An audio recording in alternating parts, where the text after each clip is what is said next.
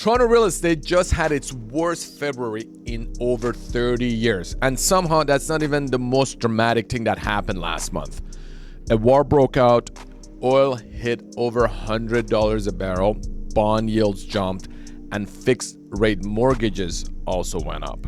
So today, we're breaking down the February 2026 GTA housing report, the hard numbers, what they mean, and whether this market is finally finding a bottom or it's about to get worse. Let's go.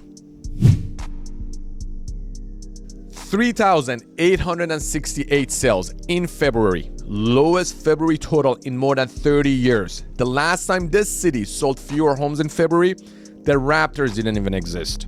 So, down 6% from last year, down 42% from the 10-year average, and down 66% from the February 2021 peak. I mean, 2/3 of peak demand gone. Now, the jump from January to February was weaker than the normal seasonal pattern, meaning the market didn't get the usual spring pulse it needs to jumpstart the spring market.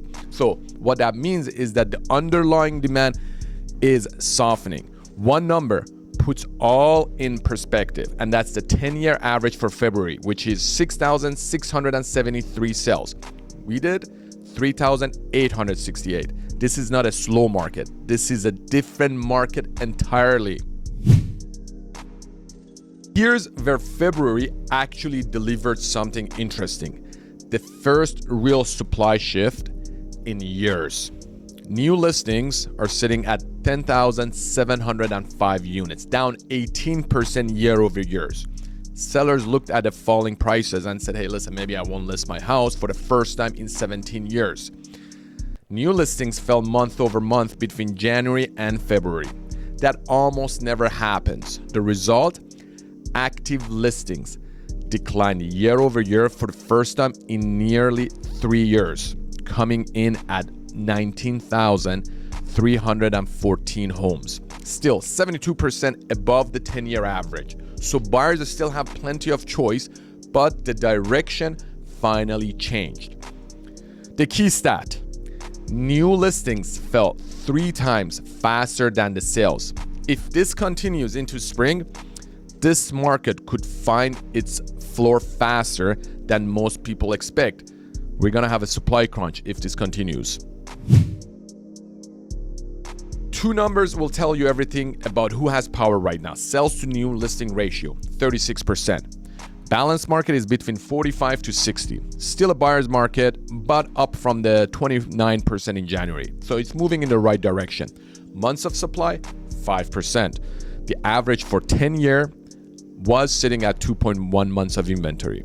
So buyers still have the leverage. You can still do the conditional offers. We see price reductions and buyers have time to think, but the gap is slowly narrowing. Average price in February was close to $1,009,000. So that's 7.1% year over year. That's 13th consecutive month of annual declines. Lowest February average since 2020. From the all-time high of $1,339,000 in February of 2022, prices are now down close to 25%. That's quarter of the market value erased in 4 years.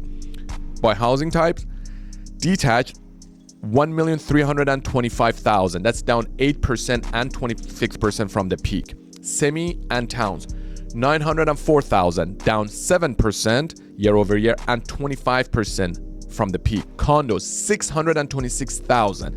That's down 9%. Lowest February condo prices since 2019. And the geographic split matters. City of Toronto is holding up better than the 905 across every single category. Toronto detached was down 7.6 versus suburbs at 8.1%.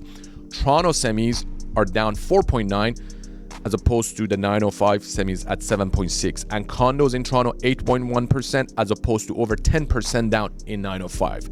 So closer to the core, the less damage. That pattern has always been consistent in Toronto. In Toronto, you're gonna have lower ups and downs, and prices are way more stable than the suburbs. Condos are still most challenged segment, but something is shifting underneath the surface. Months of supply is sitting at 6.6 months of inventory. Highest February levels in over 30 years, but new condo listings fell 21% year over year for the 6th straight month. Active condo listings dropped 8%, the biggest inventory decline in 4 years.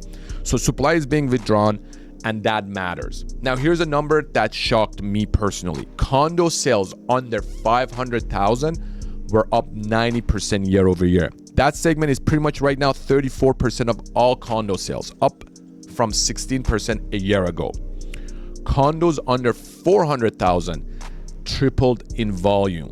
So I mean, the condo prices, in my opinion, are falling down, and the first-time buyers are pretty much getting into the market, and that is the entry-level prices that we haven't seen in condo market for a very long time. So the central Toronto is sitting at 6 months. Worst supply is in Halton, 8.6 months of supply.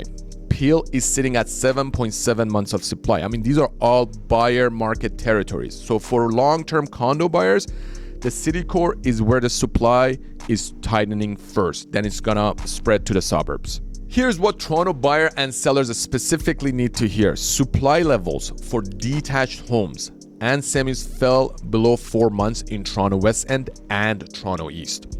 So that's approaching a balanced market condition. There's a report that pretty much shows potential upward price momentum in some pockets in Toronto. So the sales data backs this up too. City of Toronto detached was up 4% year over year in February. Toronto Central detached was up 12%. Peel Regional detached was up 14%. While the GTA headline looks rough, the city east and west and low-rise market is showing some signs of life. So if you're buying a detached or semi in Toronto right now, you may be closer to the bottom that the headlines actually suggest. So take note of that. Guys, before we go any further, be sure to hit that subscribe button, hit that like, and share it with anyone that would find it useful. It would mean a lot to support the channel. Thank you. Now, the part that nobody saw coming at the end of February was the war between Iran, Israel, and US, and the immediate fallout was the oil spiked, and it went up 40% in just 1 week to over $100 a barrel. As a result of that, also bond yields jumped 30 basis points. Why does that even matter? Well, the reason it matters is because bond yields are directly correlated to the fixed rate mortgages in Canada. So when the bond yield rises, the fixed rates also go up and the affordability gets worse. And that makes some of the buyers to sit on the sidelines. The Bank of Canada was already holding the 2.25% variable rate. And they were also talking about maybe some cuts. But with the oil prices rising, the whole rate cut discussion just evaporated. And some people are even talking about potential rate hikes later this year. I mean, that was a curveball that no one saw.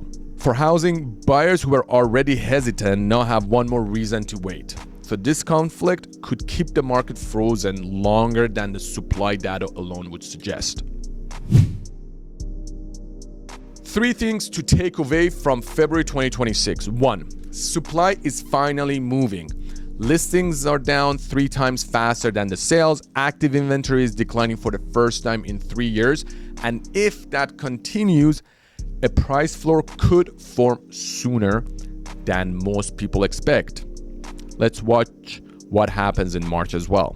Number 2, Toronto's East and West and low-rise market is the strongest segment in the GTA right now. Under 4 months of supply, so sales are growing year over year. That's where we see early signs of recovery. And 3, the Iran conflict is the wildcard that changes the timeline. Everything that was slowly improving could be delayed because of the oil prices, higher bond yields, and frozen consumer confidence. Bottom line, the market was showing early signs of a stabilization in February, then the war started. I mean, spring is gonna tell us what's gonna actually happen.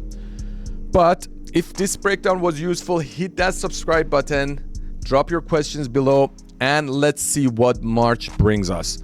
Guys, thanks for watching, and we'll see you next time.